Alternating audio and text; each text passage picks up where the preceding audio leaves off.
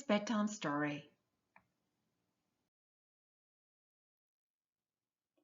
Despondent, trigger, worthy of, from afar, round off, be off, come up to,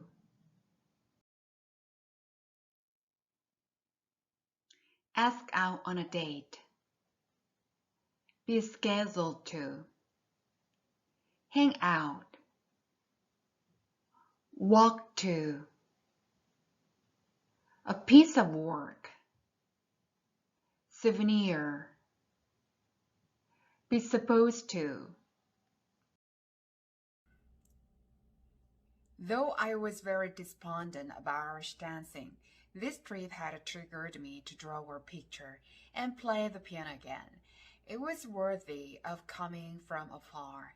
On the last day, we rounded off our trip with a visit to another castle.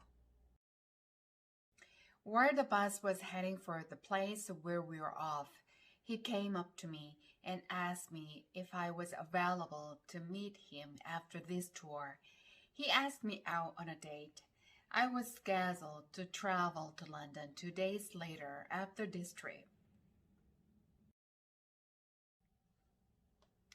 I thought, why not? Next day, we hung out with a friend of his at a pub. It was really enjoyable and fun. The more I talked to him, the more I found him attractive. Later at night, he walked me to the place where I was staying and gave me a hug, saying goodnight. Wow. Next day, we met again for breakfast and went to visit his friend's house. He was an artist and showed me some pieces of his work. He mainly painted flowers, especially tulips. I bought a piece of his work for the souvenir, which I could remember him, the tour guide. I was scheduled to leave for London and he was supposed to join another tour, but he offered me to travel with him.